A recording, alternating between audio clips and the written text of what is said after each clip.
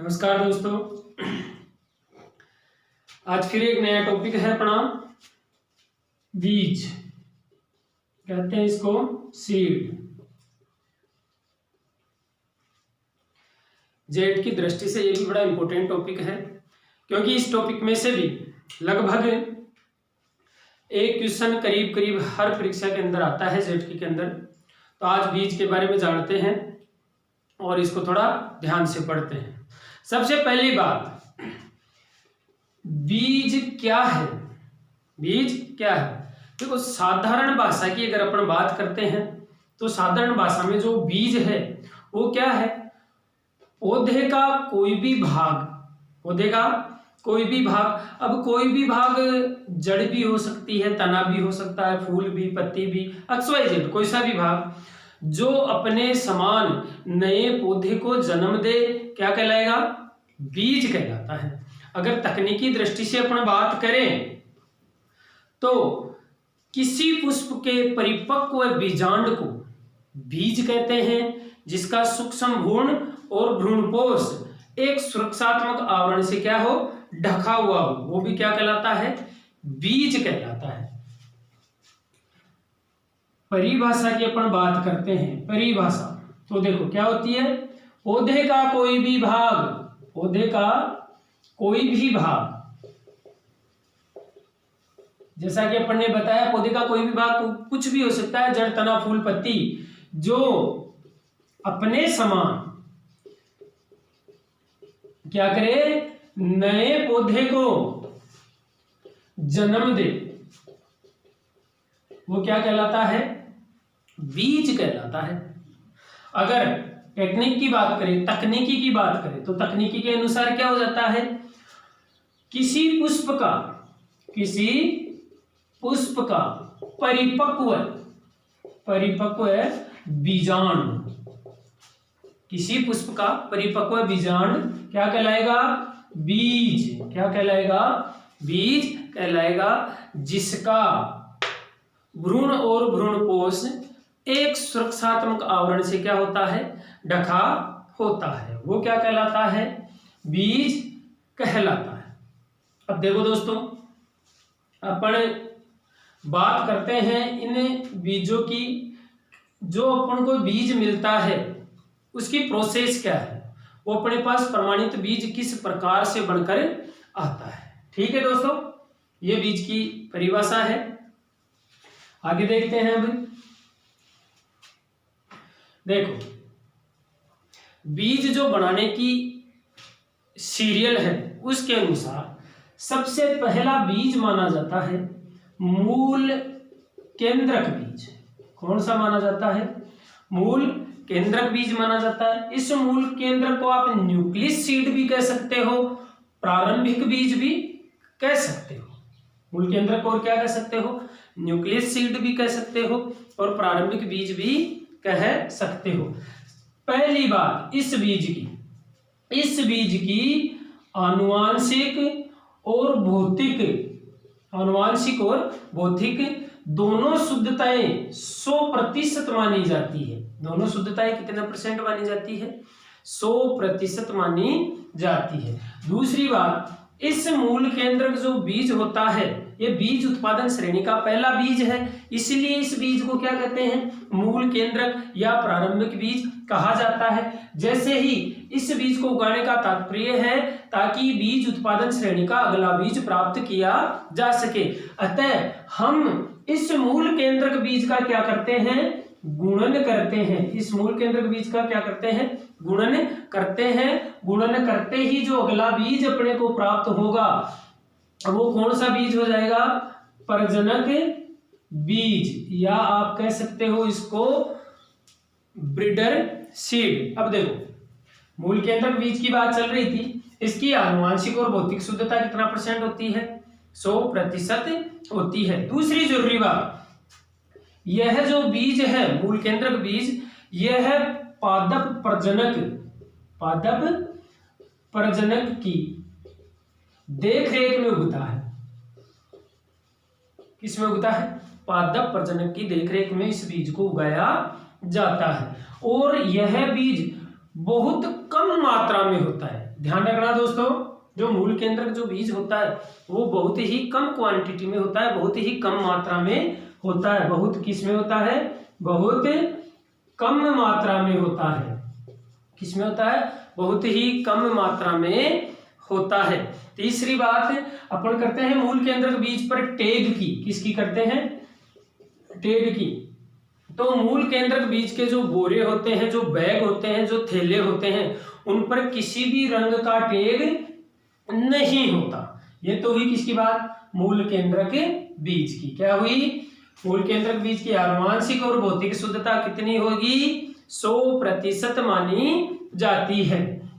पादप प्रजनक की देखरेख में इस बीज को उगाया जाता है। इस बीज की मात्रा बहुत कम होती है, या कह सकते हैं इस बीज को बहुत ही कम मात्रा में पादप प्रजनक की देखरेख में उगाया जाता है। इसके जो बोरे होते हैं, थैले होते हैं या बैग होते हैं, उन पर किसी भी रंग का टैग नहीं होता।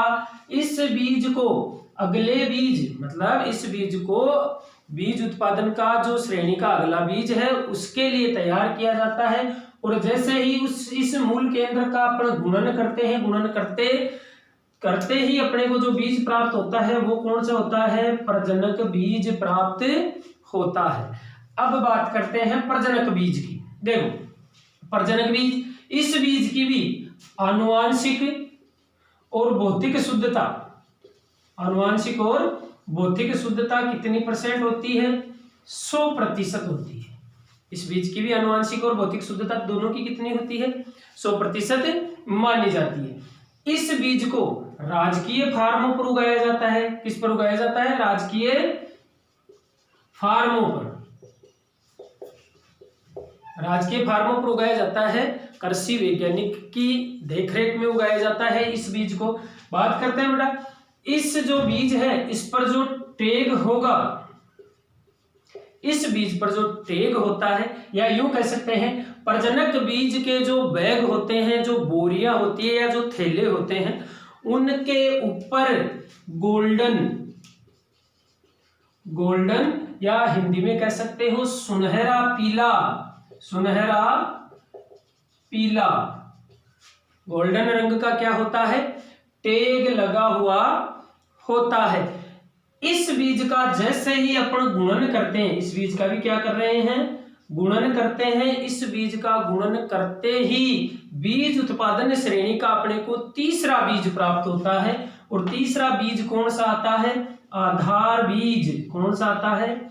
आधार बीज अपने को प्राप्त हो जाता है। जैसे अपन इस बीज का गुणन करते हैं, करते ही कौन सा बीज प्राप्त हो जाता है अपने को? आधार बीज प्राप्त हो जाता है। एक बार आप इसका स्क्रीनशॉट ले सकते हैं। आगे चलते हैं दोस्तों।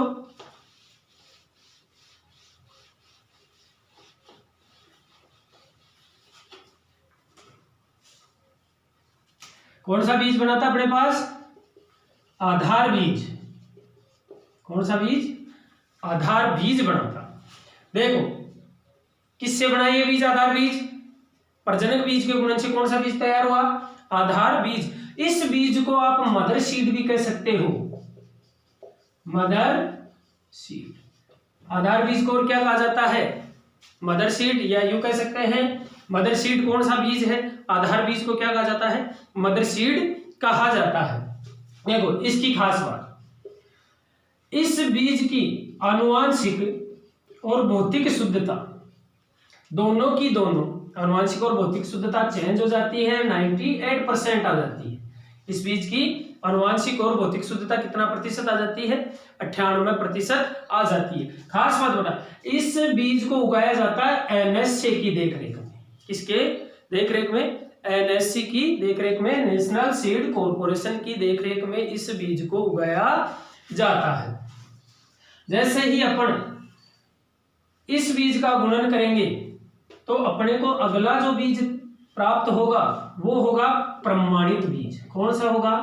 प्रमाणित बीज प्राप्त होगा। जैसे ही आधार बीज का गुणन करेंगे कौन सा बीज प्राप्त हो जाएगा? प्रमाणित बीज। उससे पहले जो ये आधार बीज है, इस बीज के जो बोरे होंगे या जो बैग होंगे उन पर भी टैग लगेगा। उन पर भी क्या लगेगा? टैग लगेगा। और वह टेग किस रंग का होगा? सफेद रंग का। कौन से रंग का होगा? सफेद रंग का टेग होगा।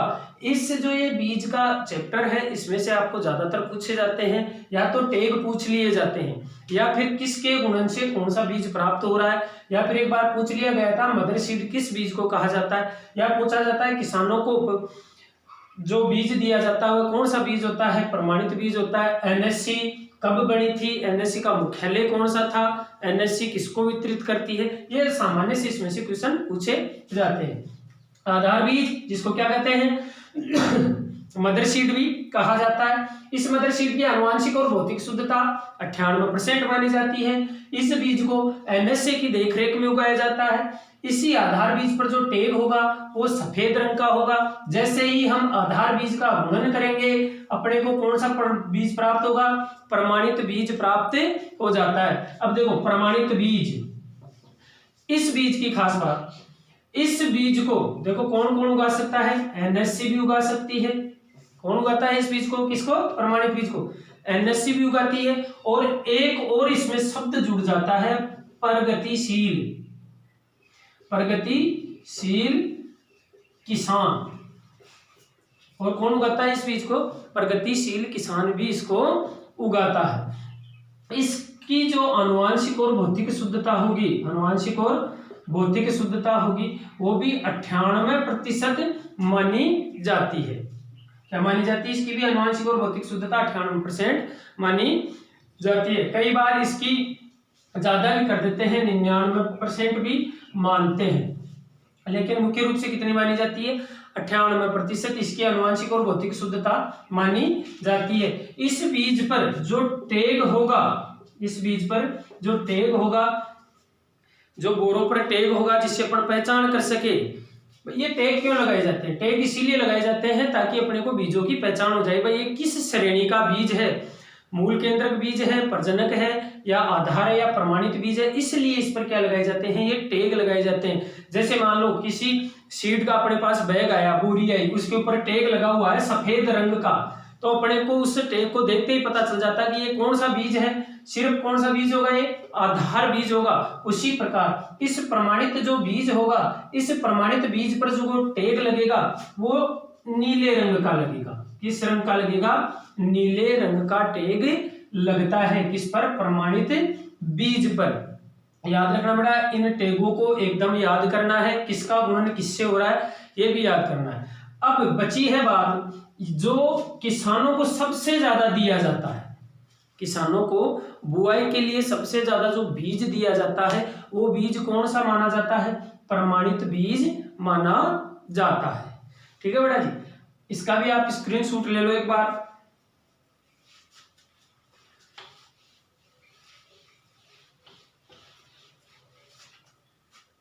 एक बार मैं फिर से इसको रिपीट कर रहा हूं बहुत छोटे शब्दों में। बीज अपन ने पढ़ा था, देखो पहला मूल केंद्रक था अपना। कौन सा था? मूल केंद्रक। इसका क्या किया अपन ने? गुणन किया। गुणन करते ही कौन सा बीज मिला? प्रजनक मिला। प्रजनक बीज मिल गया अपने को। इसका फिर से अपन ने क्या किया? गुणन किया। गुणन करते ही अपने को कौन सा मिला? आधार मिला। इसका फिर अपन ने गुणन किया तो कौन सा मिला? प्रमाणित मिला। अब इन सब बीजों की आनुवांशिक और भौतिक शुद्धता की बात करते हैं। आनुवांशिक और भौतिक शुद्धता की तो मूल केंद्रक की 100% मानी है अपन ने, प्रजनक की 100% मानी है अपन ने, आधार की 98% मानी है अपन ने, और प्रमाणित की 98% मानी है। ठीक है, इसको उगाया जाता है। देखो ये किसके द्वारा उगाया जाता है? उगता है ये बीज। कौन उगाता है इसको? पादप प्रजनक। कौन उगाता है? पादप प्रजनक। इसको भी कौन उगाता है? प्रजनक या कृषि वैज्ञानिक। कौन उगाते हैं? कृषि वैज्ञानिकों की देखरेख में ये उगता है। आधार जो बीज है ये कौन उगाता है? एनएससी उगाता है। प्रमाणित बीज कौन उगाता है? एनएससी या प्रगतिशील। कौन उगाते हैं? प्रगतिशील किसान उगाते हैं इसको। ठीक है बेटा, अगर इनकी टेग की बात करें, टेग, इनके टेग की बात करते हैं तो मूल केंद्रक बीज पर किसी रंग का टेग नहीं होता। प्रजनक बीज पर गोल्डन कलर का होता है। मतलब सुनहरा पीला होता है, आधार बीज पर सफेद होता है और प्रमाणित बीज पर नीले रंग का टैग होता है। ठीक है बेटा, ये हुआ आपका क्या, बीज। प्रमाणित बीज किसानों को बुआई के लिए दिया जाता है। अब बात करते हैं अपन एनएससी, किसकी बात करते हैं, एनएससी की। देखो एनएससी नेशनल सीड कॉरपोरेशन, भारतीय बीज निगम। देखो इसकी स्थापना, एनएसए की स्थापना पूछा गया क्वेश्चन है भाई, 7 मार्च 1963। एनएसए की स्थापना कब हुई, 7 मार्च 1963। मुख्यालय, एनएसए का मुख्यालय नई दिल्ली, कहां पर है, नई दिल्ली में। एनएससी का मुख्यालय क्या है, कहां पर है, नई दिल्ली में। इसका काम, कार्य, एनएससी का कार्य क्या है, मुख्य रूप से प्रमाणित बीजों का पूरे भारत में वितरण करना। क्या है, प्रमाणित बीजों का पूरे भारत में वितरण करना। किसका काम है ये, एनएससी का।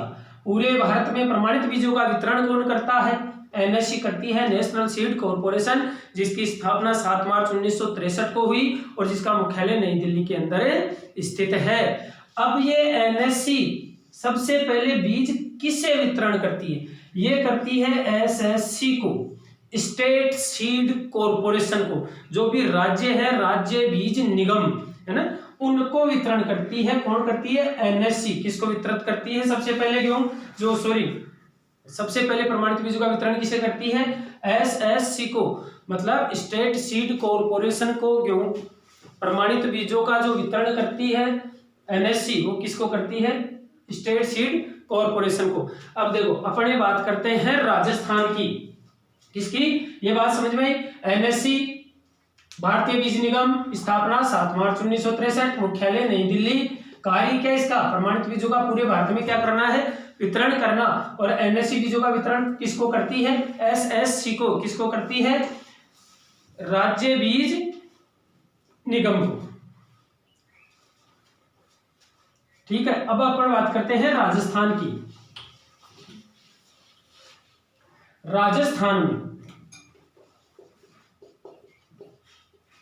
राजस्थान में इन प्रमाणित बीजों का वितरण कौन करता है, आरएसएससी। राजस्थान स्टेट सीड कॉरपोरेशन कौन करता है, राजस्थान स्टेट सीड कॉरपोरेशन। किसका वितरण करता है, प्रमाणित बीजों का। इस आरएसएससी की जो स्थापना हुई है, वो स्थापना हुई है 22 मार्च 1978 को। 22 मार्च 1978 को किसकी स्थापना हुई है, आरएसएससी की स्थापना हुई है। और इसका जो मुख्यालय वो है जयपुर में। कहां पर है इसका मुख्यालय, जयपुर के अंदर। इसका भी कार्य क्या हो जाएगा, प्रमाणित बीजों का पूरे राजस्थान के अंदर वितरण करना, या प्रमाणित बीजों का पूरे राजस्थान के किसानों को क्या करना, वितरण करना। ये किसका कार्य हो जाता है, आरएसएससी का कार्य हो जाता है। ठीक है, अब इसका स्क्रीनशॉट लेना चाहो तो आप आसानी से ले सकते हो। आगे चलते हैं, ये 3 की स्थापना है। अब कुछ बीजों का भी नियम लगे हैं, बीजों की नीतियां बनी हैं, तो वो भी देख लेते हैं एक बार। देखो सबसे पहले बीज अधिनियम,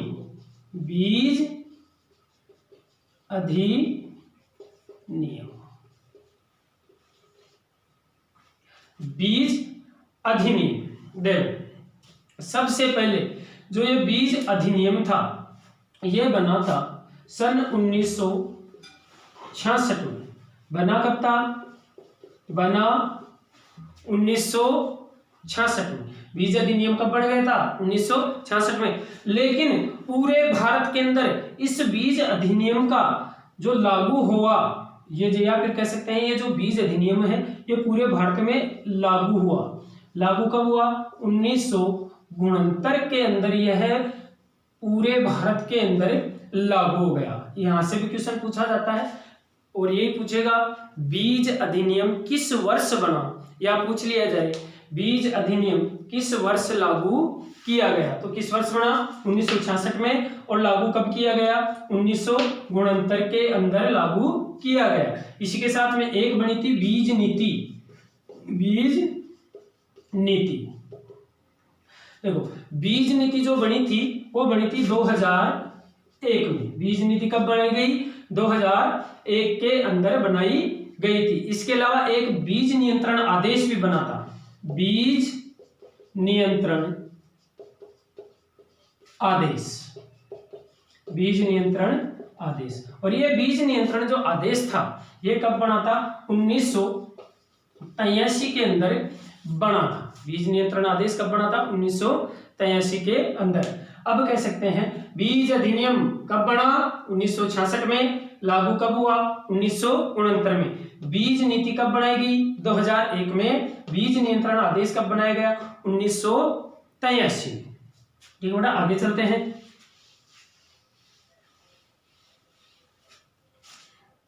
अब देखो राजस्थान में केंद्रीय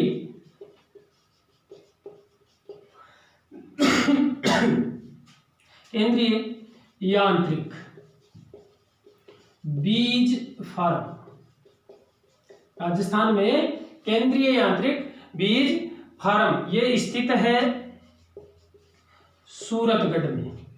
कहां पर है? सूरतगढ़ में। और यह जो पड़ता है ये पड़ता है अपना श्री गंगानगर में। कहां पड़ता है?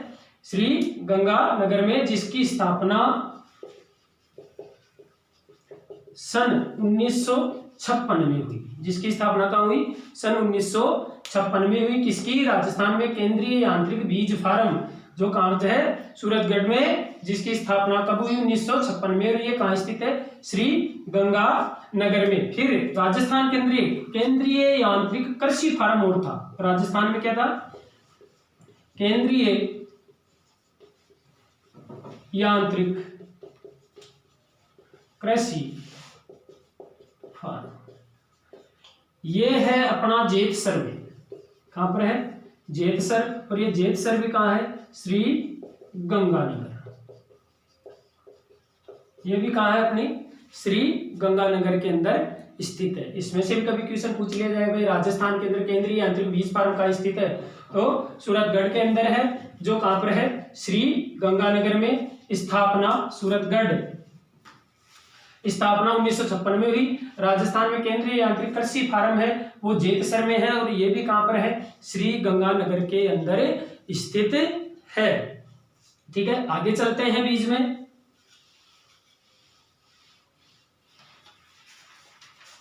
देखो अब बात करते हैं बीजों की आनुवांशिक शुद्धता की, बौद्धिक शुद्धता की।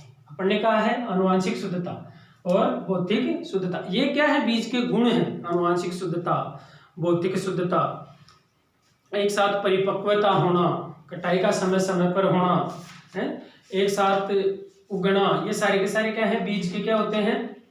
गुण होते हैं। कौन कौन से बीज होते हैं? या अपन कह सकते हैं उन्नत किस्म के बीज।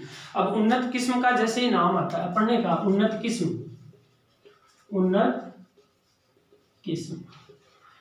किस्म का मतलब हो गया वे किस्में जो स्थानीय किस्मों के मुकाबले 10 से 15% उपज अधिक दें, एक समय पर या सही समय पर परिपक्व अवस्था में पहुंचे और एक ही समय में अंकुरण अवस्था में पहुंचे, वो क्या होते हैं? उन्नत किस्में मानी जाती है। अब बात करते हैं अपन बीजों के गुणों की। गुण कौन कौन से गुण होते हैं? सबसे पहले आनुवांशिक शुद्धता।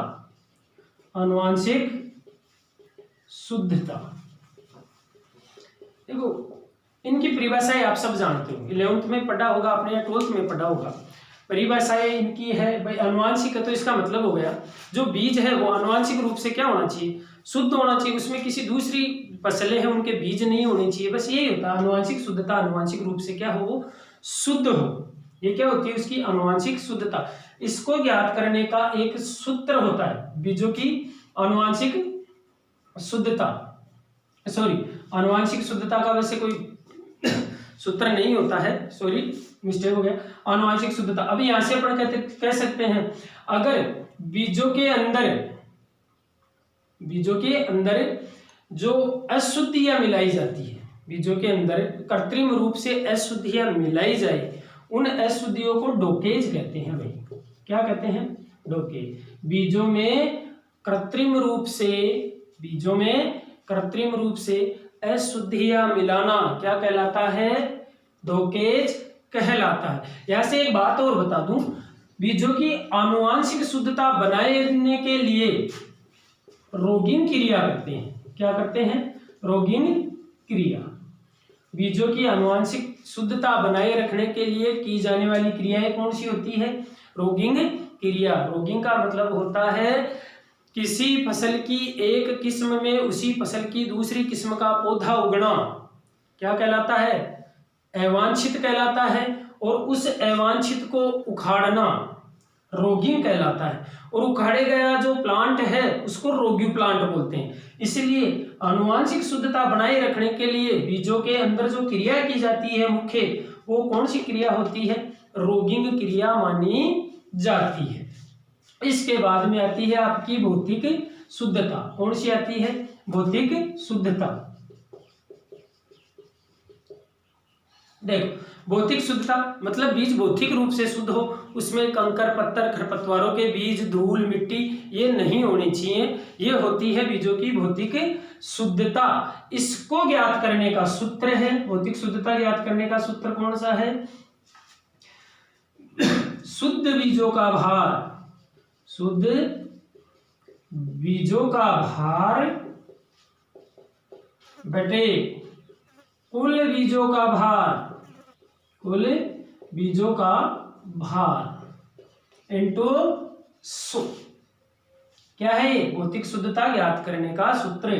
भौतिक शुद्धता बराबर शुद्ध बीजों का भार बटे कुल बीजों का भार इंटू 100। ये होता है क्या, भौतिक शुद्धता। मतलब बीजों के अंदर कंकर पत्थर धूल मिट्टी के जो भी है अनावश्यक वो नहीं होने चाहिए। फिर आती है आपकी अंकुरण प्रतिशत। क्या आती है, अंकुरण प्रतिशत। अंकुरण प्रतिशत ज्ञात करने का शुद्ध सूत्र होता है अंकुरित बीजों की संख्या बटे कुल बीजों की संख्या